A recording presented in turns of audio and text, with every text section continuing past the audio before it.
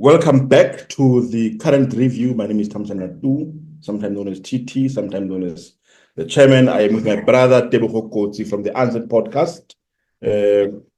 Today, we have dedicated the whole of today to discuss something which is happening in the Free State, very critical. There's a big story which is exploding all over the country, but emanating from the Free State. And it is not such a positive story to be talking about, to be excited about, but it is something that we need to talk about. We need to hear the views of the different people around this issue. It's the issue of the major alleged corruption scandal, which is facing, most importantly, the Premier of the Free State, the Maqueen Letsoha-Mathae. And a lot of people have are concerned about what this means for the province of the Free State.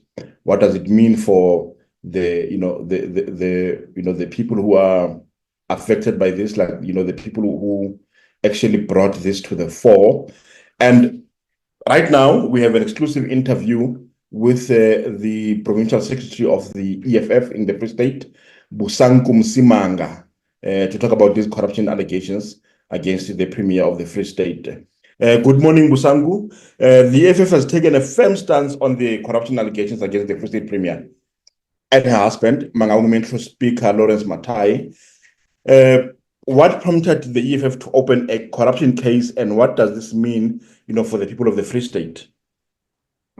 Before even I answer, there's a song in my mind of Mparanyana. Bamtwere Satani, Bamtwere Gadi Chapo. It's assuring. How are you? And at the Thamsanqa Tu. We are well. Thank you very much for asking. Yeah, no, we're fine. We're also fine in this in the side of the economic freedom fighters. You asked the question as to whether why open this case. Open this case. Of course, we opened the case. One of the reasons that we opened this case is because of our cardinal pillar number 7, which is talking about society.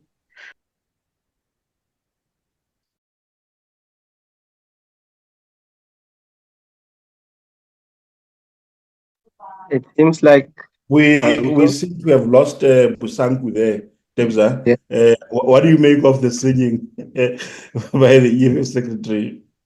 Comrades love singing too. But what are they saying? They've got songs for every occasion, Even if there was gonna be a flood disaster going on. Remember, they even had a song for COVID. So they were singing Corona and all that. But hey,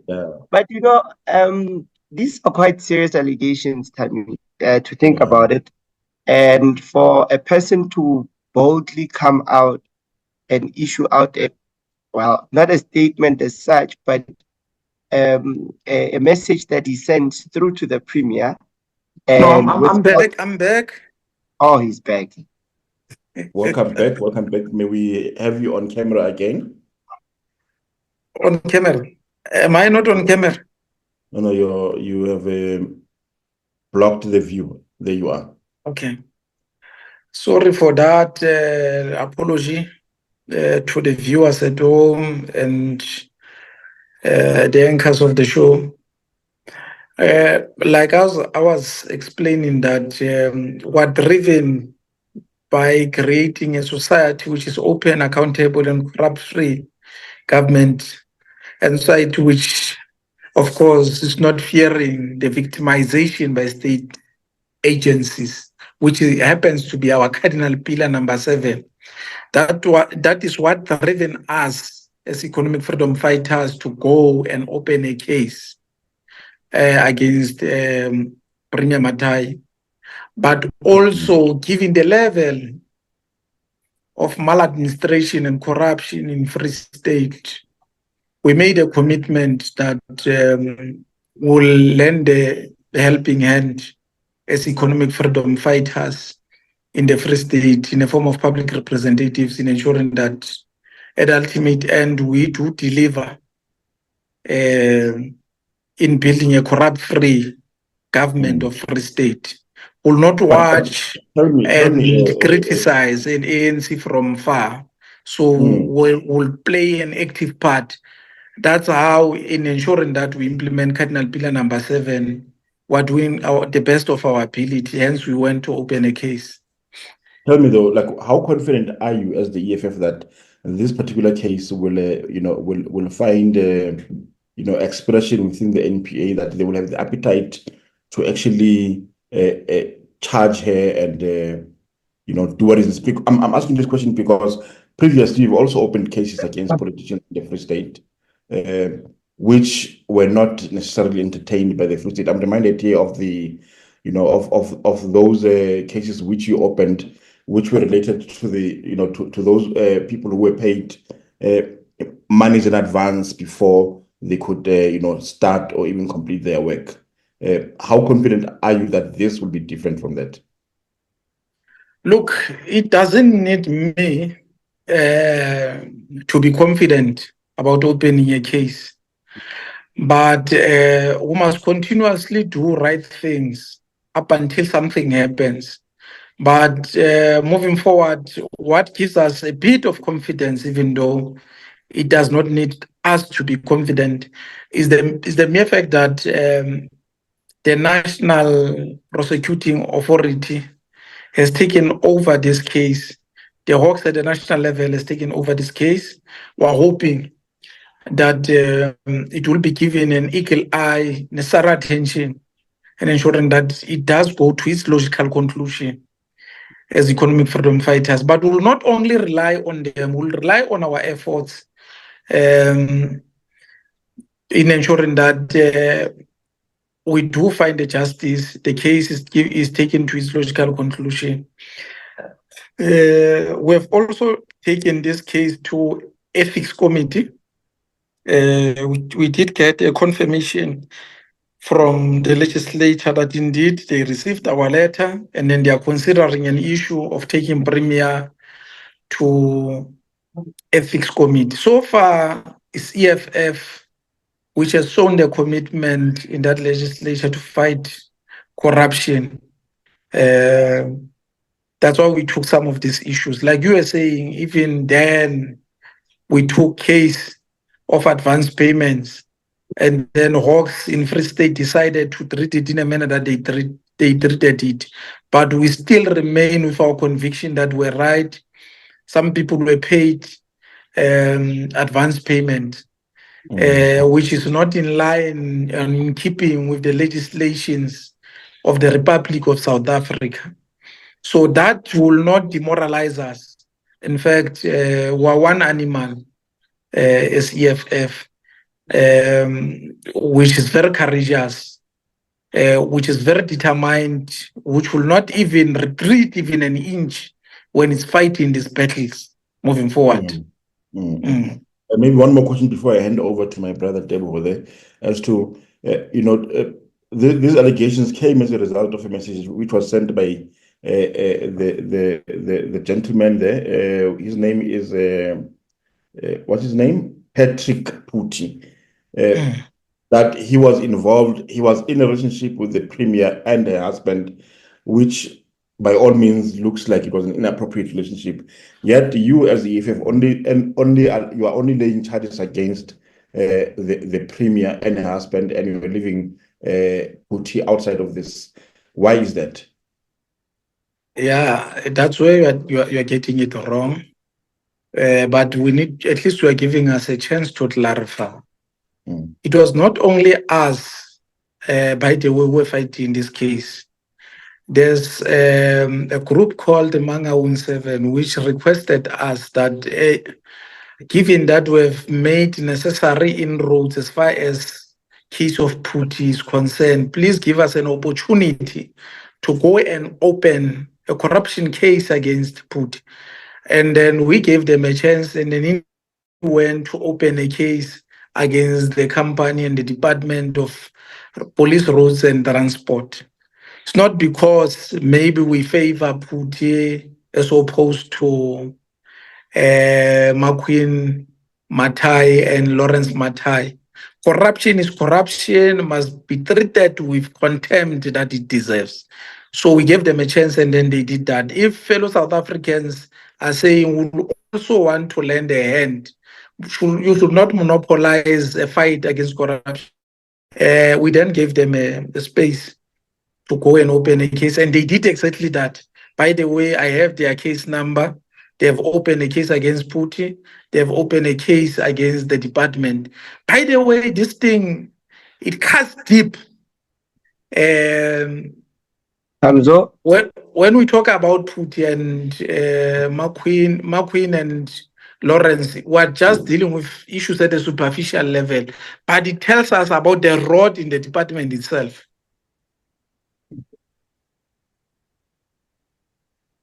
Okay.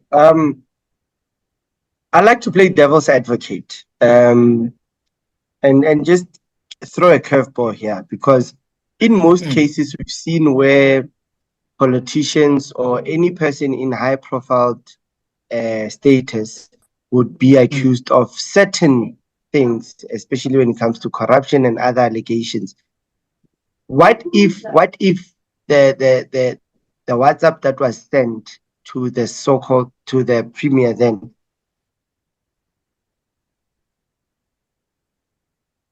I don't hear you. I'm losing you. I think we're losing Tebza, but let me. Okay. Tebza, we are losing you, and we've lost. If you are back, maybe you would. Okay, he's out. But let me take it this way. Maybe just for the benefit of everybody, Bosanku, could you tell us what is the content of the charges that we have laid against Mathae? It's fraud and bribe. Applying Prevention and Combating of Corrupt Activities Act, Section 3 of it. And it is mentioned that part of the alleged bribe money was used to purchase a luxury vehicle and assist with transport for the ANC Women's League conference. How credible do you believe claims are, and what impact could they have on the ANC's image? How credible are the allegations? Yes. That's what you're asking me. That's what I'm asking you. You know what is interesting? People who have been calling me, all of them, were saying this thing, we spoke to this man, and this thing does have something to hold on. But more than that, an interesting part, unprovoked, I was called by a veteran of the ANC, a person who has more than 40 years in the ANC, the chair of the province in the ANC, the speaker of the province. He called me to say, you know what, people are accusing me of this thing, but what I can confirm to you, I saw this message from the Premier's phone, myself with my naked eye. I saw these things. I can confirm. So I said that to you. Yeah? Ndadit said that to you. You are cutting.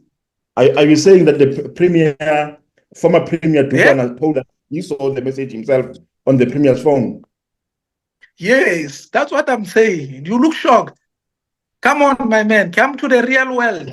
I'm saying the Premier of Free State, the former Premier of Free State, the Speaker and the Chairperson of the province of the ANC, said to me, I saw these things with my these messages with my naked eye. And there are people who are moving around unprovoked. He called me unprovoked, and then he said that to me. By the way, why will I not believe a veteran of the ANC, a person who has having more than 40 years serving in the African National Congress, saying that to me? But more than that, Phuti himself never disputed the allegations. Instead, on SABC, when he was interviewed, he said he's very aggrieved. He confirmed the allegations. He's very furious with Premier, the way he was treated. He confirmed the allegations. So why will I not believe them? Why will yourself not believe them if a person closer to the Premier is saying this is what is happening? A person whom the ruling party has basically entrusted him with a mandate to lead the province. If he's saying that, why would I not believe this? A person who has been there since 1994 in the parliament up until now. Why would I not believe such a person? What was Ndati Dukwana telling you to do by telling you that information? I do not know what was in his mind. Unfortunately, I'm not a Sangom. I would have told you, but like I'm saying, I was told unprovoked. He just called. It was not even a WhatsApp call. He called me directly to say, you know, there's 1, 2, 3. But I suspect, because people were writing a lot of messages about him, to say, he was saying these messages are not reflecting in my phone. But I saw these messages in the Premier's phone. Okay, but Thamsanqa, quick one. The case that you guys opened at Park Road last week, what's going on with it so far? What feedback have you gotten from the SAPS? The feedback that we got from SAPS, we got a message affirming that indeed, confirming that they've registered a case. That's what we got as economic freedom fighters, and then we've been given a person who's dealing with a case. And it's reassuring to know that national level of hawks, they are giving this case a necessary focus. And indeed, it's assuring that the struggle against corruption is given a priority. But so far, we can confirm that nobody has been charged. It's just a case has been opened of alleged corruption, and there is an investigation going on. Yes, there's investigation going on. Why will you rush? Because you need to be sure in terms of your information. Because when you fight a high-profile case like this one, you need to put your ducks in a row. Otherwise, you're going to miss a point and discredit the whole institution. The reason why I'm asking this is because, given the fact of what you've been saying, you've had a chat with the former premier, and there's been confirmation of the same allegation. I mean, I think it's premature to actually jump to the gun and say a person is guilty or a person is guilty of corruption when investigation hasn't been even concluded, or let alone say started. Don't you think we're jumping the gun there? Between me and you, my brother, there's no one who's saying a person is guilty. We're simply saying this is the information in our disposal, and it's a useful information that can be used. You also mentioned, Jorge, you had a telephone call, not even, and I quote, not even a WhatsApp call from the former premier, and you had a conversation whereby he can confirm, and this is coming from you, he can confirm the allegation because he did see it on the premier. He saw the allegations on the premier's phone. That's what you're saying, right? That's what I said. I am saying, why would I not believe that if I'm told by a veteran of the ANC?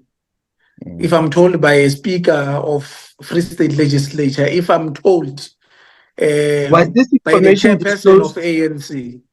Was the very same information disclosed to the SAPS when you guys opened up the case?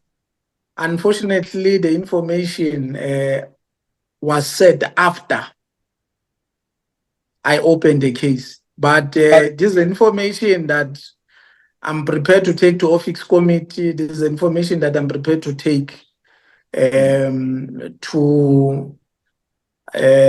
SAPS.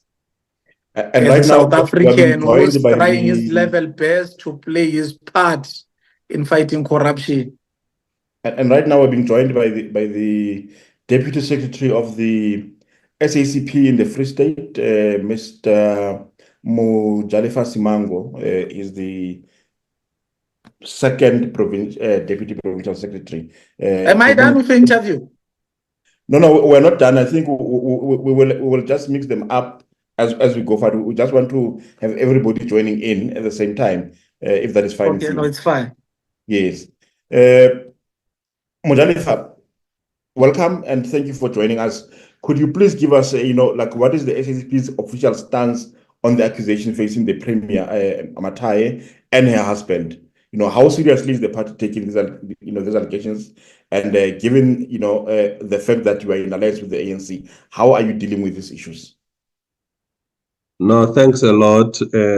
But I think in future, please prepare us that we are going to be in a panel so that we prepare our approach on panel. I don't even think the EFF itself was aware that this is going to be a panel. And I think that can create an unnecessary tensions, which I don't think all of us we want to go through. But safe to say, as the party in the province and from the Central Committee, the question of corruption, we understand it in the context of a struggle against the development of the poor and the workers. Remember, when you steal every rand, it will affect the service delivery to our people. As a result, we take issues of corruption very serious. But in this instance, it is safe to say there are speculation of allegations against the Premier and her husband in their own individual rights as leaders of the ANC and also employees in government. And we feel the ANC must sharply attend to this matter, which I can say confidently from where I'm standing. The ANC is giving this matter an attention, which as the party, we welcome such efforts by the ANC to attend to these matters. No, thank you very much. And I think because I think we had our wires a bit crossed there, but let's just quickly conclude with one question to the EFF. Now that the matter is in the hands of the Hawks at the national level, Bosanku, what are your expectations and what sort of timelines are you expecting? Your microphone is muted, PS. I'm saying, given that it's at that level, we'll want for them to go further because this issue is not only at the level of Maqueen and Lawrence. We need to go to the department because there are a number of things that are happening in that department. Amongst other things is that the very same contract, by the way, the contractor was on the business rescue. As you go through those processes of bidding, you'll know that there's issue of functionality that must be checked even before you can deal with issue of price and BEE. So if you are told the company that is on, it has issues with functionality, you stop right there because they have told you that this company, if you did due diligence, you'll have seen that company is on a business rescue. As a result, is on a rehabilitation, cannot perform this kind of a job. You'll have stopped right there, not even ever appointed that company. So questions, we begin to ask ourselves questions. Why have you appointed a company which is on a business rescue in the first place? Two, when you check people who have priced there, and in terms of their BEE points, they are far better companies compared to the company that has been appointed. We ask ourselves, why has this company been appointed? And then you'll come to a conclusion that it's not appointed on the basis of merits, but it was appointed on the basis that people had to facilitate illicit transaction. Hence why here we're not surprised why Phuti Patrick has taken this matter this far. But as EFF were of the view that if they are to start with their investigation, they must go that far. Because in the very same departments, they must come to us. There are some of the companies that, despite that their CIDBs have expired, they were appointed. There are a number of issues that are happening in that department. They must go to the road and ensure that they fight corruption once and for all. So we're prepared as EFF to help them. By the way, we're expecting Hawks to take this matter as a matter which is serious, which is affecting public purse. So as they intervene, they must intervene in the best interest of the public. They must not try to hide anything there. So we'll be watching this matter closer as economic freedom fighters. So hence, on Friday, you are calling on everyone, I mean literally everyone, who loves democracy, who is for struggle against corruption. From ANC, SACP, COSATU, DA, Freedom Front Plus, we're inviting them. We have a picketing in Lebogang building where we'll be calling that the Premier must resign. Thank you very much, my brother. Thank you very much, Msimanga, the Provincial Secretary of the EFF, as we continue in our interview now with the second Deputy Provincial Secretary of the SACP in the Free State, Mojalefa Simango. The second question that I would like to ask you, Ntatikori, the SACP has always been vocal about corruption, especially during the time of former Premier Ismail, former President Zuma's alleged state capture. Now, with the one of the ANC's deployed leaders facing these kind of challenges and allegations, has there been any meeting with the alliance or within the alliance to discuss this matter? How does it affect the relationship between yourself and the ANC?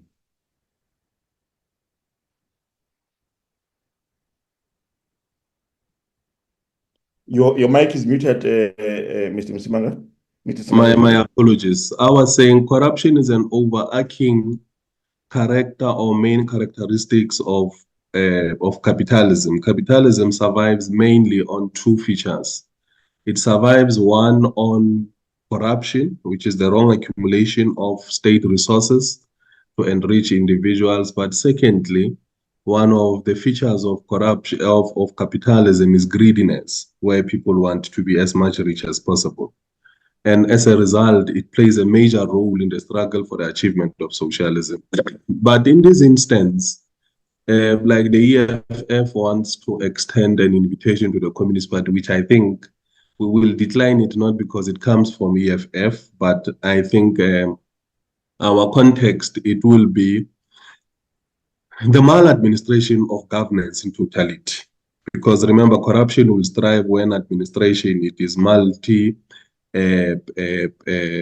governed. So if there is a maladministration of governance, then corruption will find its best way to strive. So our context in the province, which we continue to say, as the South African Communist Party in the Free State, it is the poor governance of our municipalities, which we must say, we take these institutions as important institutions that have capacity to transform and change the lives of our poor people in majority. So if they are poorly governed, yes, corruption will strive among others, and then poor service delivery will go to our people. So it's not only corruption in isolation with poor governance. So our major issue, it is to deal with poor governance that is taking place in our province, especially in the local municipalities. But have you had the opportunity to meet with the ANC to discuss some of these issues? No, we have not met with the ANC to discuss this matter in particular, but we have scheduled and standing platforms for us to engage these matters with the ANC. For instance, on this matter, I had a conversation with the Provincial Secretary of the ANC, which I must say in this platform, that we are happy with their response that they are handling this matter. It's not only this matter that the ANC in the province is handling. There are a number of issues that the ANC has handled of similar character where our collective deployees of alliance have been put under spotlight of these situations.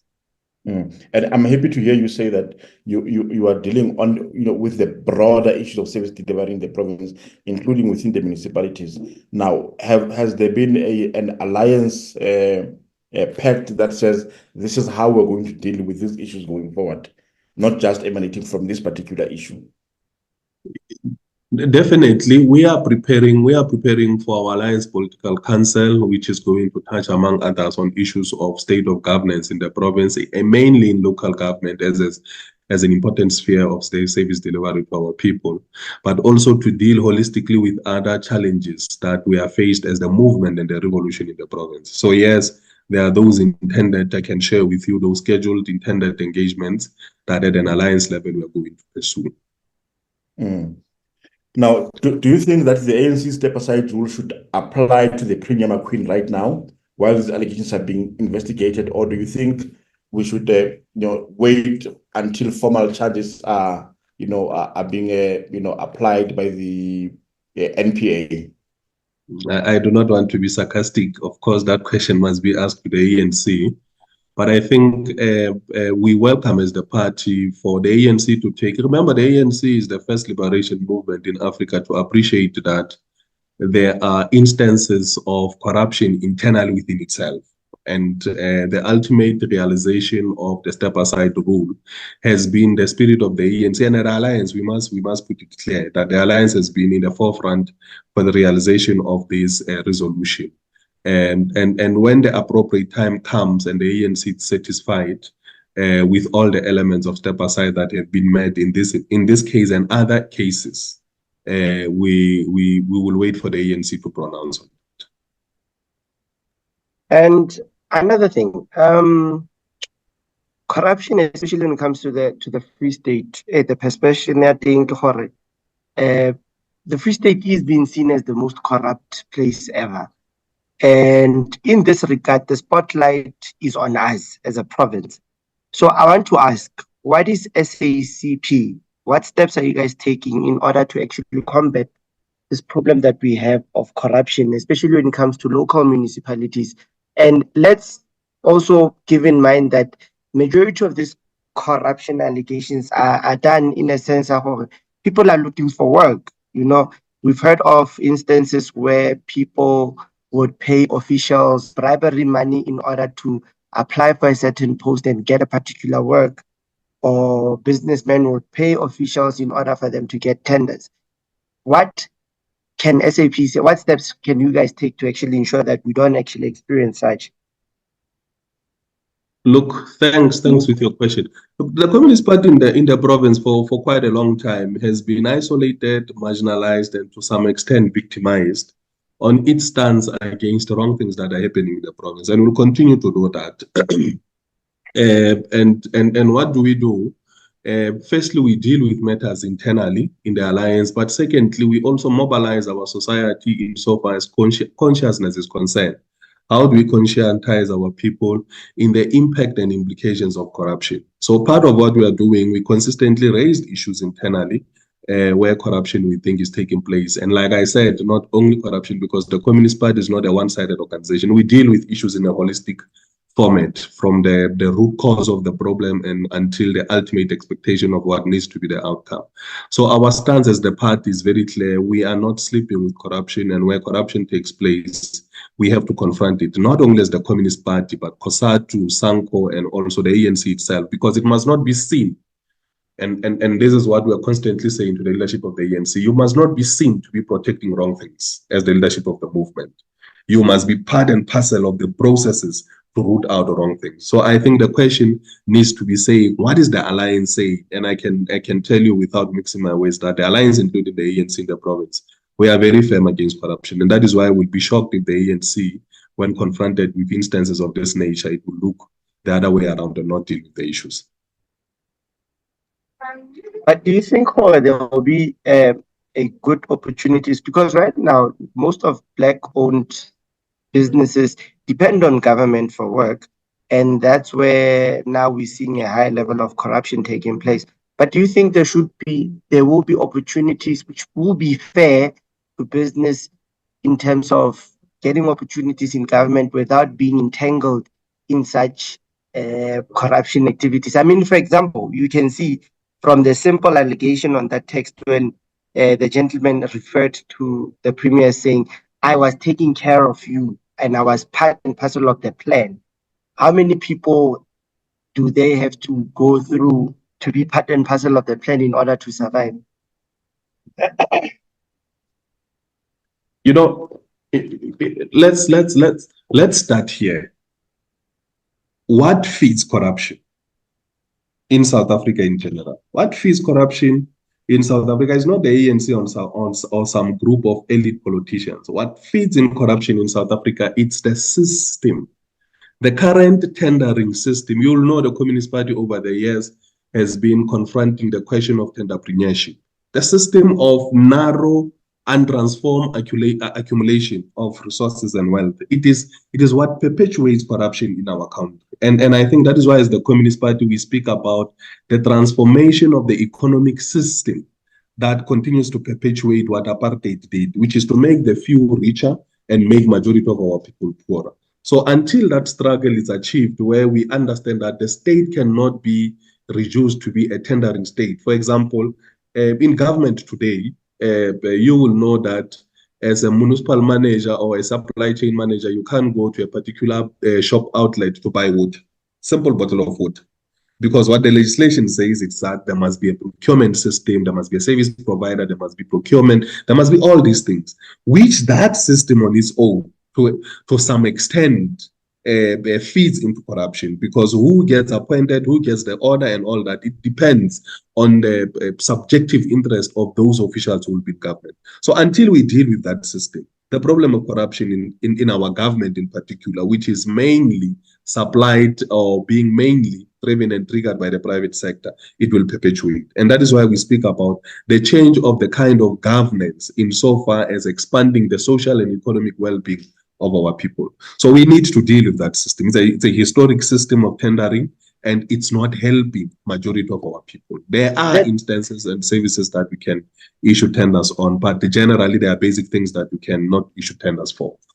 If you take away the tendering system, then what solution would you propose that will actually better the current situation and make sure that black business actually thrive in this system? Because as you can see, about 80% of black-owned businesses, especially SMMEs, they depend on government work in terms of kickstart, survival, and all that. Internal capacity of the state must be strengthened. That is what is important. Look, you don't need to issue a tender to clean streets. You don't need a tender to cut the grasses.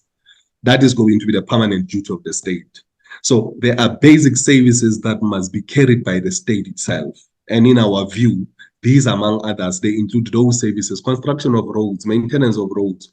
Those must be the services that the government internally must build its capacity to deal with question of services to our people, but also address other social ills that society is facing, the question of unemployed, the question of poverty. So why do you make one person a millionaire and a billionaire while majority of our people are dying? So that is what we say. It must be an alternative economic system that South African revolution, but South Africa in particular must be pursuing. And so we can't be speaking only of small businesses, which is an important sector for economic development, but do not say much, because if you listen to our conversation now, the main conversation is about small businesses who speak on behalf of majority of our people that are unemployed. I don't think that voice is coming very strong, especially from other sectors of society, can be media and all that. So that voice must receive an attention as well. And finally, what reassurance can you as the SACP give to the people of the Free State that it remains, the SACP remains committed to fighting corruption and assuring, accountability at all levels of government? How can the public trust that these allegations will be dealt with fairly and transparently? On the question of fairly and transparency, I might not have sufficient capacity to respond to it. But what we can arrest, especially the working class. Remember, society is composed of different classes. The entrepreneurs, the rich, the aspiring to be rich, but also majority being the poor and the workers. So our main focus will be to the working class, to say we are on our own. The working class, the poor people and the workers, we are on our own. We cannot have any political elite that is going to advance the interest of the poor people. But in this instance, the Communist Party will continue to fight against corruption where it rears its head, especially in our province. And will confront that. Like I said to you, we are going to have a substantial engagement with the ANC on this matter. And where we reach a point, I must put it, where the Communist Party reaches a point together with the ANC where we feel the ANC is not substantially dealing with these ills that affect, remember, these issues do not only affect the ANC, they affect COSATU, they affect the Communist Party, they affect Simango and the entire mass democratic movement.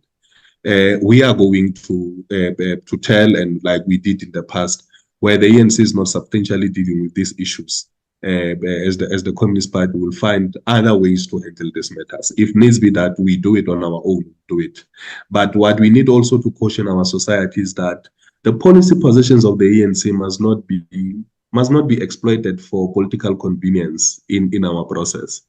You know, if you listen to many political parties in our country, they are so keen, which is correct, they are so keen to exploit the ANC policy positions and to some extent alliance policy positions, the question of step aside.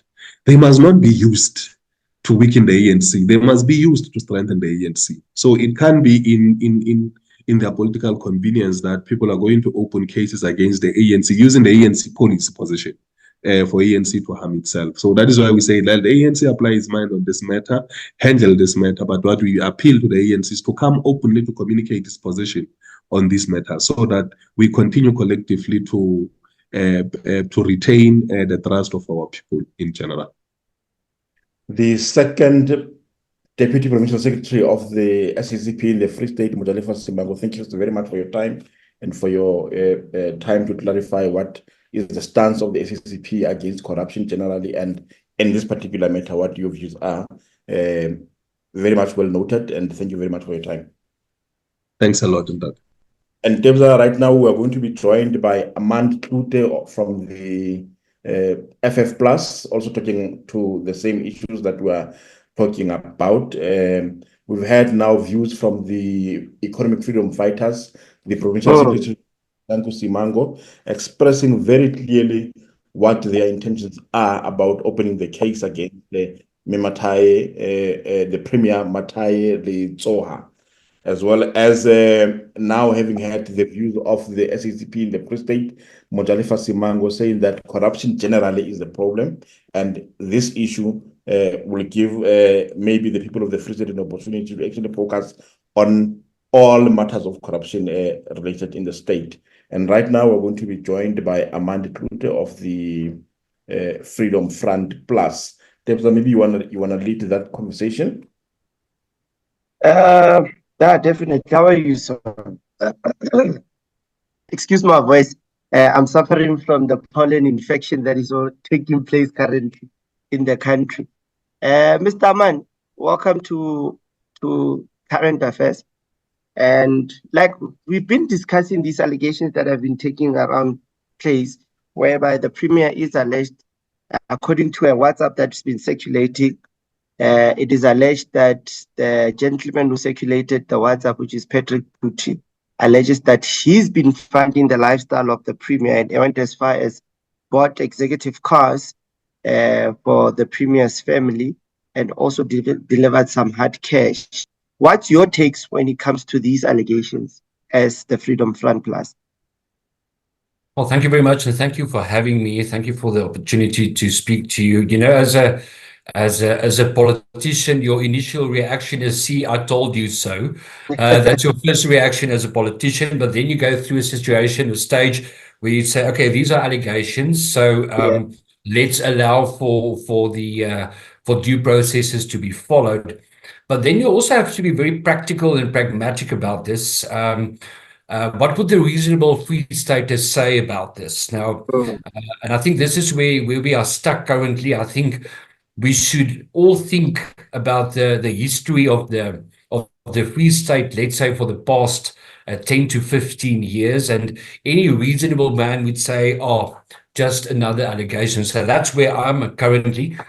Another scandal, another allegations. I think fresh in our minds are the scandals regarding the asbestos gate, Ramkraal, the Feeder Sable Dairy. So, and yes, the Zondo Commission, what's been highlighted there. So we are saying, yes, it's another scandal in the Free State, and let's see how this plays out. And what would you say, especially now that we saw that other political parties went as far as to open up cases of alleged corruption, but, you know, like we've even had a conversation with the Hawks yesterday, they even said that, yes, the matter is being handled, there is an investigation, there is a case that has been confirmed, opened, but in this regard, because it's based on allegation, we've seen that most politicians will be accused of certain things, then come back at the court to say, hey, it's not the way it is. What do you think should happen as the Freedom Front Plus when it comes to this matter? Because we even saw, there's an article that I read last night whereby the company that was mentioned, it actually also contributed about 2 million rand of which half went to the Premier, according to the allegation. They got awarded a tender for the rehabilitation of a road in Tweespruit. Your take? Look, it boils down to this. Under the law, we should all be equal. And any allegations should be investigated, and if there are charges laid and there should be prosecution, any person should be prosecuted. But what we are saying is that yes, although these are allegations, if this had been an ordinary person in society, you would see the full force of the law going into that. So ultimately, as a premier or any politician or any MEC or any government official should also be investigated similarly, and without fear and favor and without prejudice. So yes, let's hope that the investigations are done properly, so that we can get to the nitty-gritty of the detail regarding these allegations being made. But what does these allegations that have been labeled, especially when it comes to, I'm going to speak broader now, when it comes to all political parties, whereby politicians are labeled as being corrupt, irrespective of which party they are in? Is it all about, because when you look at it from a society's point, it's about, let me go in, make my money so that I can be rich and go out. Would it be fair if we were to paint all politicians with the same brush? And you as politicians in different parties, when you guys meet, don't you guys talk about these things and actually say, guys, how can we curb down and actually slow down on this situation? Because it's getting too much. It's getting out of hand. It's sad because yes, and you know what? It's not just in South Africa. It's a global issue. It's a global issue. We can currently look at the American presidential election there, and the word corrupt is being used quite frequently. It's a global issue. But let's come back to South Africa and to the Free State. Just remember, for the past 30 years, we've had just before the last elections, we've had one political party nationally who ruled the country. And I think that's where the issues are. We should be very careful. And I understand that voters and residents tend to get disillusioned by politicians, because all we see in the media is these allegations being made. But we should also keep in mind that up until now, we've only had one ruling party. Before the last elections, we've had one ruling party. And I think the principle of, power corrupts, but absolute power corrupts absolutely. And we'll get to that later, but this is exactly what we are saying, is that, we should have a situation where there are much better checks and balances and a share of, or sharing of power, but we'll get to that when we get to that discussion as well.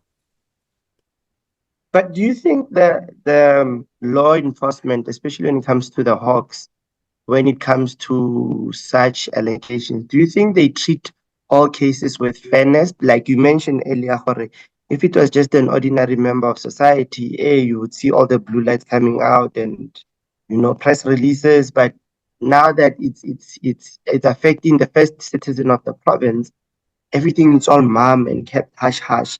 Do you think that our authorities are actually being fair when it comes to treating certain cases? I'm going to put it this way. We hope so. I want to be an idealist and say, yes, the authorities don't look at a person's creed. He doesn't look at the position. They don't look at the positions they hold. Whether that is true, we can have those debates. But let's have some trust in our authorities, in the Hawks, which I know will be conducting these investigations. Let's hope for decent investigations. Let's hope that political interference won't play a role in the investigations, and let's see where this is going to lead. let me throw in this curveball. Just on from your personal point, when you saw the WhatsApp that was circulating with the proof of payments and the invoices and the screenshots, what was your take, like personally, when you saw it? You know, I think most Free Staters saw that WhatsApp. Yeah, like it was circulated all over. In fact, I think I got it, let's say 8 hours late, but I did start looking at them, and I actually printed the documents. But while reading through the documents, I think we all saw the bank statements, the proof of payments being made. Those were the documents that were circulated. I reminded myself of the Premier's words during the State of the Province, and she specifically mentioned contractors who are not able to finish projects in the Free State, and the government should go through a process to either get the money or force them to finish those projects. And I remember words where she said, "It will not be business as usual." And while reading through the documents, I thought, but this is business as usual. We've seen this in the past in the Free State. We've seen previous premiers doing exactly the same. So again, we are in a situation in the Free State where it is business as usual, as the ANC has done it for 30 years. Hami, you wanna? Yeah, and the FF Plus has called for the Public Service Commission to investigate the tender processes in the Free State. Are you able to give us more details on this request, and what specific issues are you looking at to address regarding how tenders are awarded in the province? I think the whole tender process in the Free State, you can argue nationally as well, but I think because the Free State is a province, we are allowed to conduct our business in our own way, but the whole tender process needs to be reviewed. We frequently see that contractors are appointed while they're not vetted or checked whether they can actually finish the job. There are issues with subcontracting. We know that many of these contractors who get the tenders, they're not always, they don't have financial liquidity. So on a practical level, we need to look at that. But also then, the Public Service Commission should also look at political involvement in the awarding of these tenders. And I know this is difficult to trace, but we need to start looking into that because we can have discussions here about allegations and whether these are true or false. But the word on the ground is, this is just another contractor who is an ANC elite member, etc., etc. So we need to look into that. I think the Public Service Commission and the Free State will have to listen to what people are saying and look into ways to limit and talk to issues like political involvement in the awarding of tenders in the Free State. We've seen similar allegations during the times of former Premier Magashule. What do you think are the key lessons that can be drawn from these past scandals, and how can they be applied as lessons to prevent similar incidents happening in the future? I'm going to put it as it is. I think the biggest lesson every Free Stater should learn is that the ANC cannot be trusted. They're only interested in two things: individually to enrich themselves, and then as a institution and a community, a party political community, it's about enrichment and protecting each other. And I think that's why I'm saying we can't trust the ANC. Is it too late at the door of the ANC and say the ANC? Pardon? I'm saying, is it fair to late at the door of the ANC and say the ANC cannot be trusted when the ANC itself says it does not want corruption, or those who are accused of corruption and are charged, it will put them aside and not have them represent the ANC in any of these public representative platforms? Look, ultimately, especially in politics, actions speak louder than words. it's one thing to say, yes, we have an open, transparent government. We will not see any more corruption, irregularities, etc. But considering, and that's what I said earlier, looking at the history of what we've seen in the Free State, it's quite easy to come to the point where you can actually say, well, we can't trust this government anymore.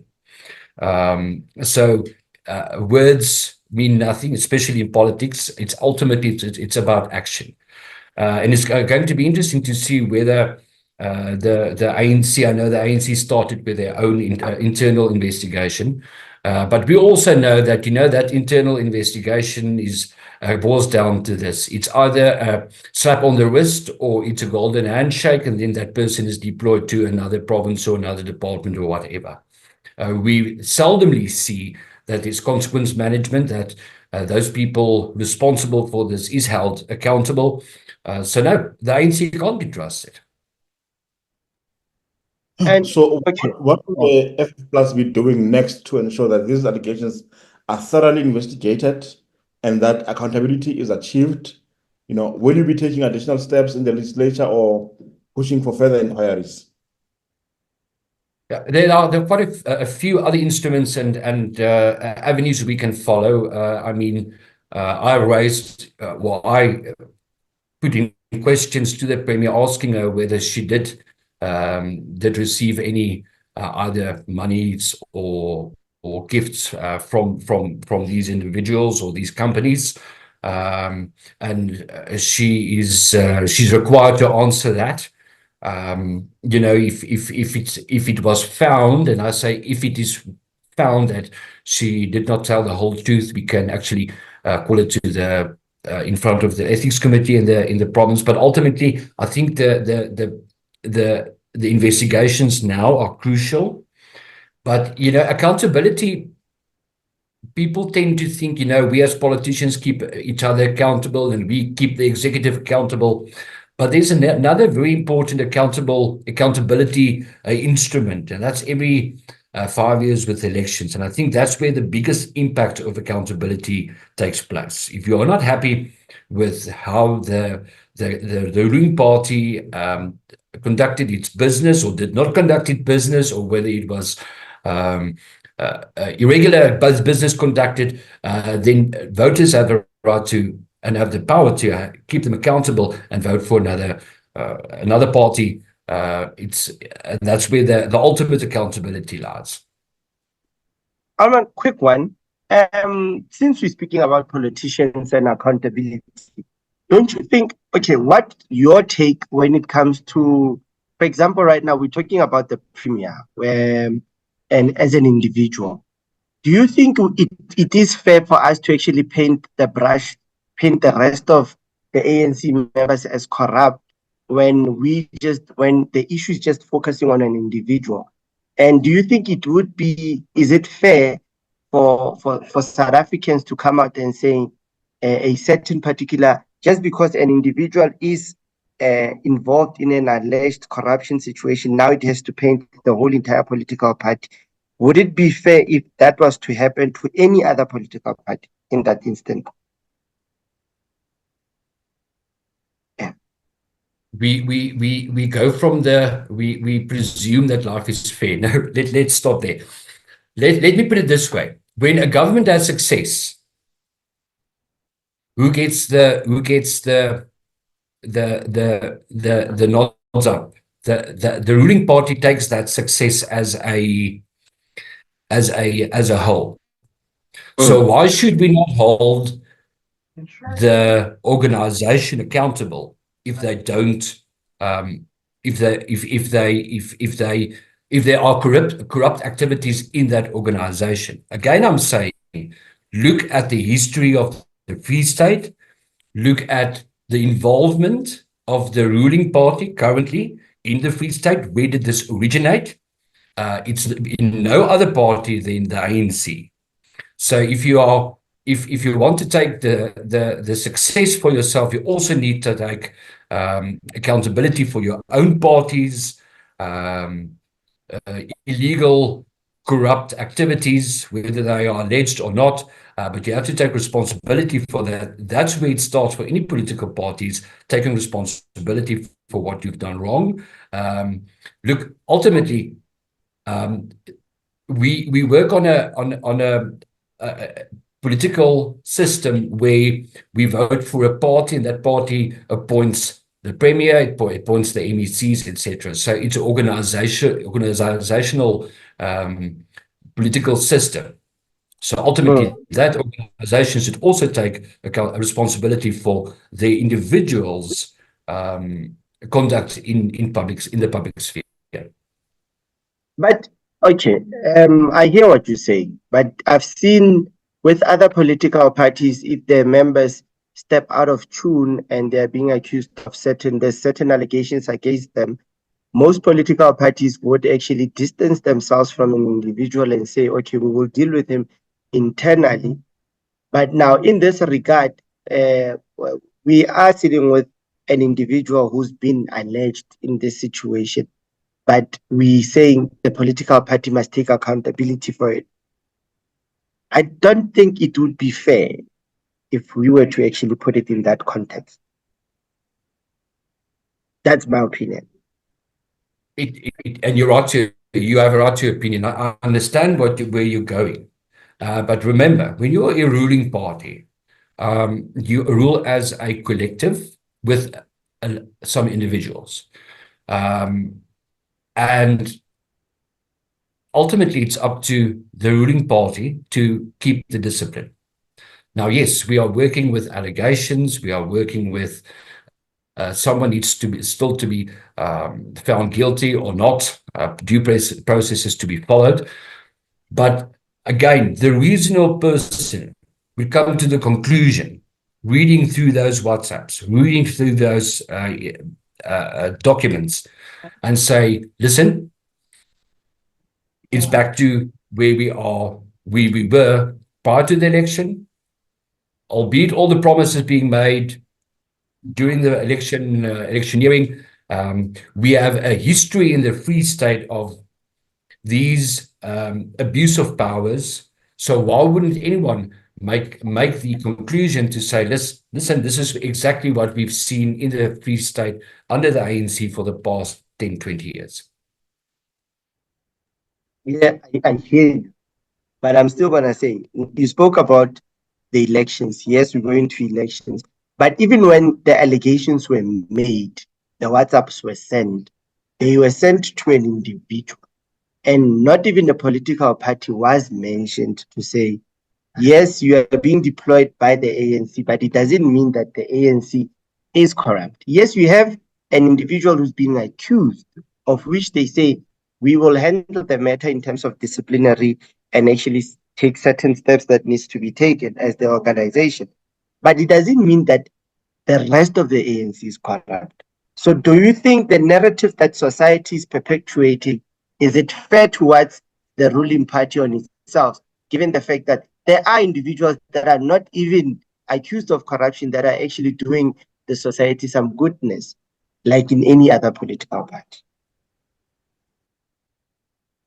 Let me put it this way. Let's take let's take the step aside rule. Why did the ANC bring in the step aside rule? It's to protect their own image and to ensure that there is some accountability for the allegations. The ANC would never have taken the step aside rule and say, let's apply this if they do not, if they don't hold themselves accountable. But they never went further to say, okay, we have the step aside rule. But now we'll go further. If a person is found guilty, internally or through criminal investigations, whatever, if that person is found guilty, what are we going to do next? We know of so many officials, and we can have a discussion about officials within municipalities who are frequently deployed, although those councils know that person is either is either corrupt, they've been found to be corrupt, or there's some irregularities with that person. We know that currently in Masolonyana with officials there. So it's a structural problem within the ANC which they cannot address. You can have your own opinion, that's fine. But from where we are sitting, we can very clearly see this is not. It's not just an individual problem; it's a organizational problem. And before we close this, Amanda, I just want to mention that we spoke to Brigadier Mbambo of the Hawks, who has confirmed that the case has been opened and they are currently doing preliminary investigations. We also contacted the ANC to have a right of reply, and nobody has been, nobody has been made available to engage with us in these interviews this morning. As of yet, we don't know. Maybe later they will say something. But maybe a parting shot from you. What would you like to say to the people of the Free State with regards to this particular issue and others? Just about reassuring them that all will be well in the future as long as we work together as Free Staters. I think our message is the following. Our Free Staters should never give up. Let's start there. Also, not all politicians are corrupt. I know that's the general view internationally, but I mean, ultimately, it's about other serving people or serving yourself. So never give up. There are alternatives to the current government, and there are also other political parties who will continue to hold the government and the ANC accountable. And it doesn't matter which party is ruling. I think the ultimate idea is that we as opposition will continue to hold the ruling party accountable because that's part of our job, and that's what we actually enjoy doing. Thank you very much, Armand Cloete. She's a member of the Freedom Front Plus in the Free State, giving us their stance and view on the current allegations leveled against the Premier of the Free State, as well as generally corruption challenges facing the country and the Free State, and their views on the alternative system around how to do business with the state in the Free State. Thank you very much, Armand. All the best. Thank you for having me. Thank you. Debza, we have a morning full of interesting opinions from different political parties, different from different individuals, and we're getting insight as to how people think differently around the same issue. And in about 7 minutes' time, we'll also have an engagement with another newspaper, sister outlet, to have their bite also on what has been said, because they've also been reporting on the same issue of the corruption in the Free State. But so far, do you think from these 4 guests that we've spoken to this morning, 3 of them, the SACP, the EFF, as well as Armand Cloete of the FF Plus, do you think there is a major difference of approach in how you do things? Well, I see. There's no major difference in terms of the approach. All of them are singing in one language. They're going in the same direction. But I think, from my opinion, there's a huge misinterpretation of the step-aside rule. The way, from what I'm hearing with different political parties and associates.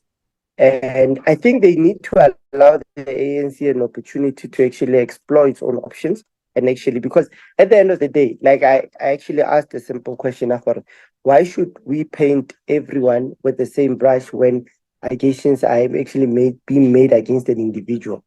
Yes, they're from that political party. And the reason why for this question was that I remember there was an incident with the DA in Parliament whereby one of its members was accused of racial slurs that they actually uttered on social media. And the DA itself, from that particular member, said, yes, he is our member, but however, we don't hold the opinion. It doesn't mean that all of us are racists the way the member is being perpetuated. And, and I think it would be fair for us to actually look into this same context in the same similar manner. But also, if the ANC is quiet about its own member who's been seriously accused of certain activities, and they keep him mum about it, it becomes a more problem. That is why it's easy for people to end up painting the whole entire ANC with one brush to say, they are all corrupt. You understand my point?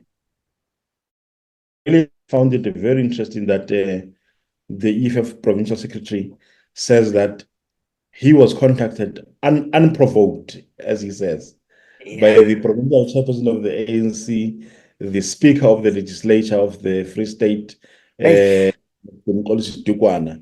who says, like, unprovoked, tells him that, hey, I did see these allegations or that text message in the phone of the premier. What does that tell you? Like, what are the dynamics at play here? And perhaps as we talk about this, I think we must also, as you engage, Tebza, must welcome Bongane Mdakane, who's joining us now. He is, going to be talking to us about the very same corruption allegations that have been, leveled against Maqueen Maqueen, as well as her husband, one man in the world. But yes, Tebza, like just as you are talking about this, maybe before, let me Bongs, welcome. Thank you very much for joining us on the current review. We're talking about these allegations that have been leveled against the Premier of the Free State. And you guys have, I think, written plenty about it. I see that your audio is still trying to connect. As soon as you are properly connected, could you just tell me what you think of this statement that was made to us this morning by the EFF Provincial Secretary, who told us that the provincial chairperson of the ANC and the Speaker of the Legislature of the Free State called him unprovoked and told him that he also saw the message that was sent to the Premier Maqueen in her own phone. What do you make of that statement from Bosanku? Or what should it mean?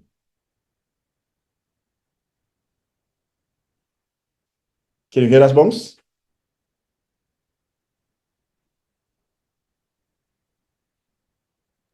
I think, Tebza, you can take the question. I think Mr. Mdakane is still trying to connect. Yeah. That is a very serious allegation also. I'm going to use the word allegation because you must remember this is a one-sided conversation whereby we don't have a response from the current chairperson of the ANC. For him to say they had a chat about it and to come out boldly, it's a statement that might shift relations within the ANC, of which we've been analyzing for. There has been a huge shift because ever since the national elections and the provincial secretary becoming the speaker of the legislature and Maqueen becoming the current premier, we know there was a shift of power and rift. So for him to come out boldly and say to the EFF member to say, I've seen those allegations, I can confirm them, and him coming out publicly and saying them, hey, it makes us question so many things, You and that Bosanku is betraying confidence, that perhaps Dugwana was saying this in confidence and he was not expecting that the provincial secretary of the EFF could be saying this publicly. That's my thought. It's like you just read my mind to say maybe it was something that was said in confidence, of which he sees it as an opportunity to use it. But now it means he is roping in the current chairperson into these allegations also. But also, what are those chances? Because he mentions the issue of he gave him a call, not a WhatsApp call, but a straight call. So meaning I get there's this theory of WhatsApp calls are safer compared to straight calls. I don't know why. Now calls are safe to me in any sense. But why would you want to disclose a information like that to say the current chairperson did confirm with me that they did see the allegation on the Premier's phone? I mean, like, it makes you wonder to say, okay, what is the EFF trying to get up to also? Maybe they want to push up the score or cause more threat and tension between the ANC members and all that, of which it's just, for me, it's just an allegation. People will say things up until we hear it from the very same Premier, chairperson, which is Chairperson Policy Tukwane. Up until we hear it from him, we cannot say yay or nay or what. And another interesting point is the SACP saying that the step aside rule, they are going to leave it. I don't know why. Now it causes it to me in sense. Why to do with that? It's not the same way. Not so where that noise is coming from. I think it's from Bong's side. But taking a different approach to the step aside rule than it has in the past. Yeah, I get the initial, just to close quickly, the initial reason why there's a step aside rule was to say, if you are being accused, remember there used to be a huge debate to say, if you are being charged, you have to step aside. And at some point it said, if you are being accused of certain things, you have to step aside to go and sort out your own matters. So in this situation, we don't know what the ANC, which rule or which aspect of the step aside they will implement to say, you are being accused of 1, 2, 3, 4, 5, so you need to step aside and go sort it out. Or are they going to say we're going to wait for the Premier to be charged before we can say step aside? So it's a movie that we have to watch. And I would say to people, grab your popcorns and just chillax and have your chocolate and let's watch it. Bongane, Mdakane, can you hear us now? We've been trying to. Okay, seems to have disappeared again. Bongane Mdakane of the Sunday World will be joining us to give us just what they've made up so far from these allegations that have been leveled against the Mathaes, one being the Premier of the Free State and the other being the Speaker of the municipality, the Council of Mangaung. Bongane, can you hear us? I don't know. I think we'll have to call Mdakane on the side to confirm if he can hear.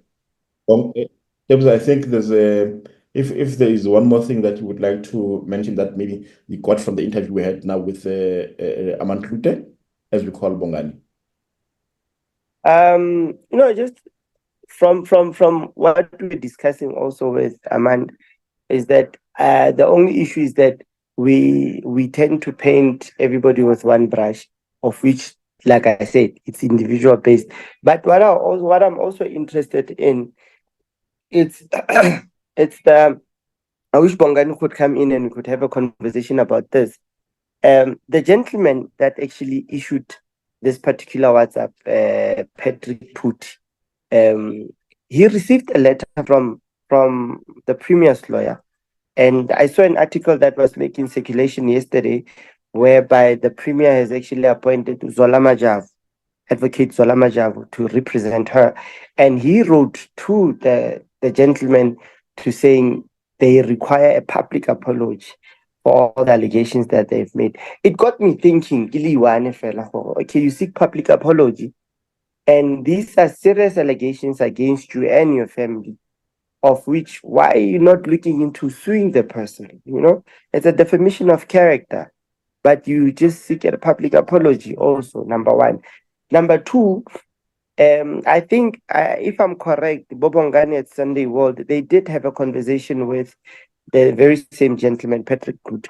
I wanted to understand from his own point of view, what provoked him to actually sit and type that particular WhatsApp, because I know yesterday we were trying to get hold of, Bongs was trying to get hold of him so that we could have a conversation, but he's been barred from speaking to media houses.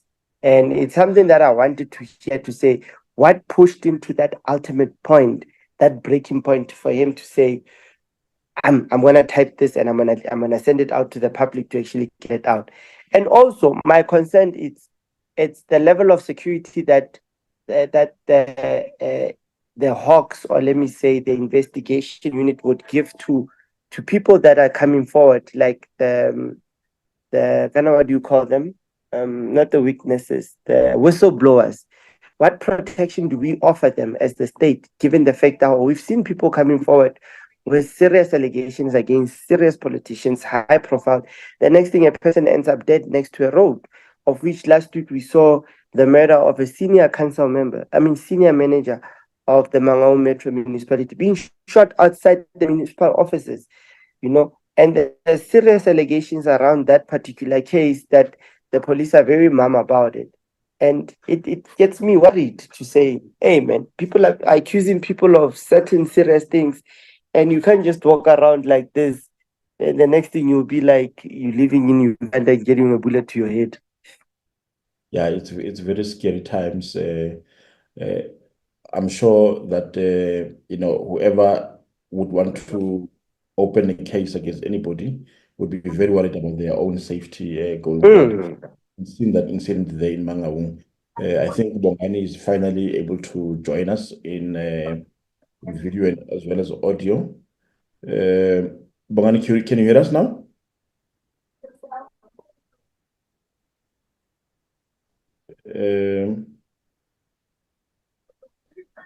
We can see you talking, and we can see that your mic is not mute, but your audio is not coming through to us.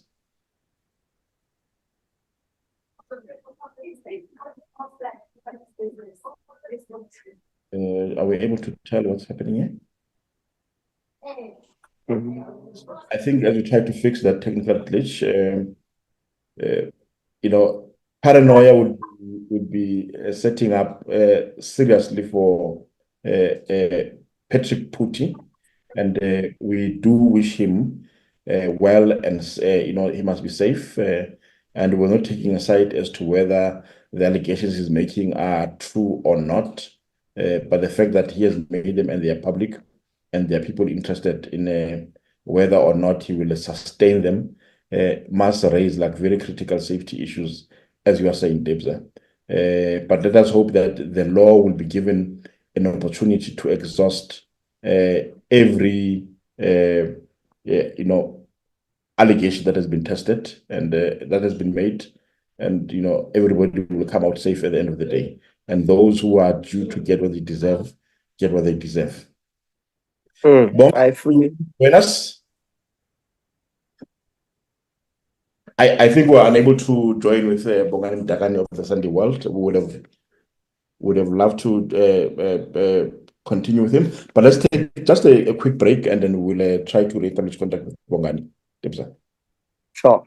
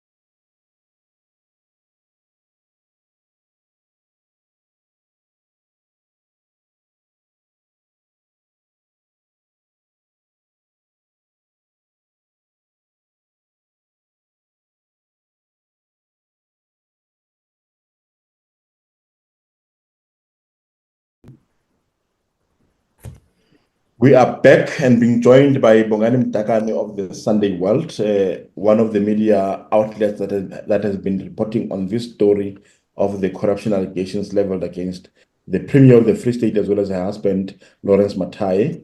Bongs, thank you very much, man, for joining us. And we know that you are one of the outlets, media outlets that has been reporting on this story. Why, in particular, have you been so interested in the story of the Premier of the Free State as the Sunday Times? Thanks, Brother. Yeah.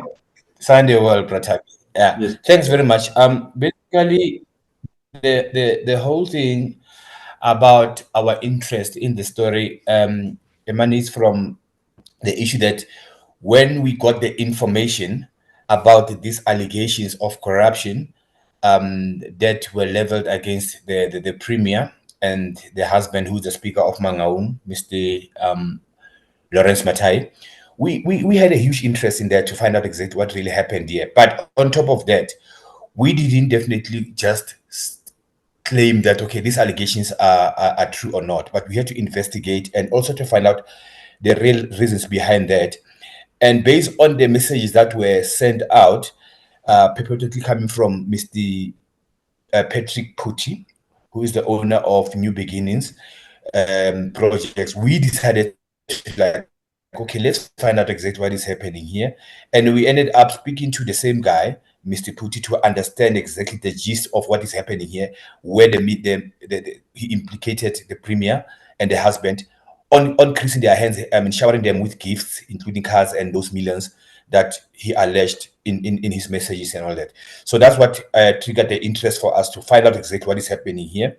And based on the profile of the Premier in the province and in the ANC Women's League, we said to ourselves, let's definitely try to put the spotlight on this matter and try to get to the truth of it. Tell me, in your investigations, because one of the allegations is that some money was used to transport delegates from the Free State to the National Conference of the ANC Women's League, where Mathae was elected as Treasurer General of the Women's League. Have you spoken to the Women's League to find out if they know anything about this? There are people that we spoke to in the Women's League whom we couldn't reveal their identities, as they feared that they could be victimized and all that. But they confirmed about some of the monies that were used to transport them, especially those guys from the Free State. Remember, this was in the run up to the elective conference of the leadership of the ANC Women's League. So the people that we spoke to, confirmed to us that, okay, fine, there are certain monies that were paid for us to definitely get to the conference and all that to support the Premier to be elected as the TG of the ANC Women's League. So that's what normally happens, because you need to definitely try to find out from different people and all that on how this whole thing actually unfolded. And remember, based on what this guy said in his WhatsApp messages, he claimed that he used that money to pay for some of the people from Welcome and also to pay for some of the taxis to transport these people to the Congress. And Bongane, this morning we spoke to the Provincial Secretary of the EFF in the Free State, Bosanku Msimanga, who said to us he got a call from the provincial chairperson of the ANC, Mdakane, as well as the speaker currently of the legislature of the Free State, telling him that he himself saw these allegations in the phone of the accused Premier Letsoha-Mathae. Now, my question is, how should these allegations hold weight? What are the potential political implications for the Premier's career? Could we see internal ANC pressure or even legal consequences down the line for the Premier? To answer that question, is this: I also sent questions to the ANC in the province to find out from them what are they saying about these allegations and how are they going to deal with the situation, since the Premier is a deployee of the ANC and her role as the Premier is to make sure that there is good governance in the Free State government and all that. I haven't received any response, but in terms of dealing with the matter when it comes to the Premier, it can definitely have bad repercussions for her if these allegations are proven to be true. Remember, right now, we are talking about allegations that are still being investigated by the Hawks. And when I spoke to the Hawks themselves, they mentioned the fact that we are not investigating any individuals at the moment. We are investigating these allegations based on what is happening, based on the complaint we received from the EFF and all that. So it will definitely have bad repercussions on the Premier, including the husband, who Mr. Zolama, who is the lawyer of the Premier, stated that he is now the ex-husband. I don't know how it happened. I don't know when did they divorce and all that. But there would be challenges in that regard when it comes to the point of the Premier's career and all that. And remember, she has just got in there as a Premier of the Free State after national elections. So the point is that if anything happens in this regard, basically ANC needs to definitely apply its own step-aside policy. They need to also do their own internal investigations on how to deal with this matter to make sure that their image is clean and all that, because there is no political party that would want to be associated with any allegations of corruption, even though we know that corruption is rife in this country, and then most of the politicians are pushing that. Another interesting thing about this, that with the step-aside rule and how it is applied, there seems to be a difference in how it is applied in different scenarios and different provinces. In KZN, recently, there was a mayor who was put on a step-aside by the Provincial Executive Committee of that province on some allegations. Now, in the Free State, it seems that it will be decided at the national level, because there is no information forthcoming necessarily from the Provincial Executive Committee of the ANC as regards this. Why do you think that is the case? Why do you think there are these differences? Do you think that the leadership of the ANC in the Free State is afraid to take action against their own? I wouldn't think that way, my brother. What I would say is that as you state that in KZN something like that happened, and then there was a point where step aside was enforced to one of those politicians. It's a matter of sitting down and also discussing as the province on how to deal with the matter. Remember that at the end of the day, if there is a situation where they would say this one has been charged with this, but remember the Premier has not been charged yet by the police. Oh, the only thing that happened is that the EFF opened the case. And I believe that the ANC in the province is waiting for that time where they would say the Premier has been charged already on this matter, and that's where they can act. Currently, they are not acting possibly because there is no charge that has been taken at the moment. It's only the case that has been opened with the police. The premise of the step-aside rule is to ensure that those who are accused and charged of these corruption charges do not continue to taint in bad light the image of the ANC. Do you think the allegations just by themselves do not add that bad taint and paint on the name of the ANC and its image? As I say, allegations are just allegations, and until they get tested, they will remain allegations. And if there is any tangible information or evidence that will hold water on the matter, that's where the party will say, okay, fine, now we have this. And the police probably as well, in terms of their investigations, including the NPA, they will say, we have this. And then that's where the party can now act to say, but we have this information. Now, let's say they remain allegations, and then they cannot have any leg to stand on to say, okay, fine, we are putting you on a step-aside policy because of these allegations and all that. What if those allegations are not true? What do you say about that? You've already removed someone. I'll make an example. When you look at the case of the former ANC spokesperson Pule Mabi, that was held last week at Palm Ridge Magistrate Court, he decided to take that step aside decision after he appeared in court.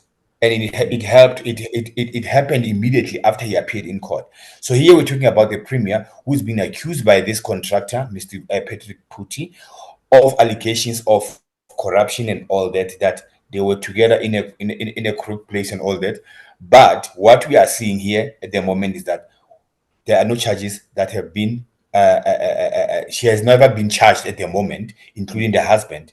So how do you definitely go to that point of saying we are telling you to take a step aside because of these allegations? She has never appeared in court at the moment, but at the end of the day, the ANC will decide how it will definitely deal with the matter once he appears in court. But these are serious allegations that really needs attention, and the law enforcement authorities as well needs to play their role and investigate this, because at the end of the day, there's a point where such matters where politicians are involved, some of the people turn a blind eye, including law enforcement agencies. And yourself, as the Sunday World, having broken this story, and I suppose having done some preliminary investigations around it, with the evidence that has been availed to you, do you think there's any veracity to any of the allegations that have been leveled? My brother, look, based on the information that we received, and also to the point where we spoke to some of the people involved in this whole thing, there is no smoke without there is no fire without, there is no smoke without fire. At the end of the day, those are allegations, and this person nobody can just wake up in the morning and say, today I'm going to destroy somebody's life, today I'm going to say this about this person, and while this person doesn't have any shred of evidence about such person. Look, the conversation between Mr. Phuti and Mr. Mathae, that conversation is there. And then he made it clear that, okay, fine, these are the things that are happening. Those payments are there, that, okay, these are the cars, that this is the car that I'm buying for you, and then I'll be paying for it and all that. Mr. Phuti made it clear that he went to the house and took the car after his deal with the Mathaes went south. So there is a possibility that something is happening here, but also let's see how it's being investigated properly, because we are also trying to get to the bottom of this and get more information on what is happening and how this whole thing actually ended up being exposed by the complainant himself.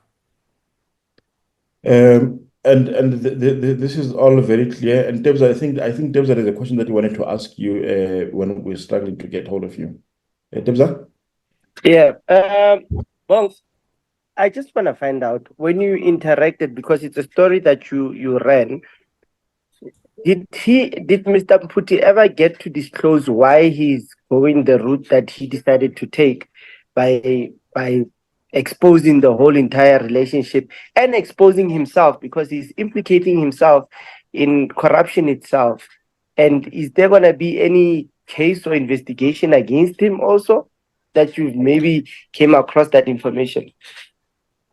Not yet, but what I believe is, Pratebza, Mr. Phuti actually, as he revealed this information, he made it clear in one of the messages that the Premier allegedly made an example about his project where he was removed as a contractor dealing with that road stretch of the road from Tuespray to Excelsior, that it's a failed project and all that. So basically that thing as well is the one of those things that made him angry, because he claimed that he had been helping the family of the Mathaes financially and all that, but at the end of the day, this is what he got based on how these things unfolded. Interesting. And this thing still, it leaves me dumbstruck at the fact that he went as far to actually even expose the POPs that they've done. And like you mentioned earlier, the part where the advocate Zola Majavu mentions, it was a conversation between Tate Phuti, the ex-husband, now all of a sudden. What do you think? What can you not predict, let me not use the word predict. What do you think is going to happen going forward in terms of this particular case? Because now you can see if the two centers of power are starting to pull away from each other, is one going to turn against one to save another one's head, or what? It goes there because now, if you can read the content of the letter of Mr. Machabu to Mr. Phuti, he clearly stated that he is representing the Premier and not Mr. Mathae, and then meaning that Mr. Mathae is the ex-husband and all that.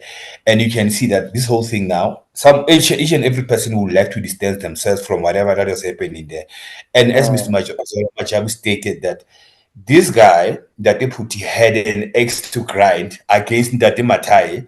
So basically, he's saying, you are dragging my client to this mess on purpose while she's not part of the mess. Your deal is with the other guy, which is Ndate Mathae.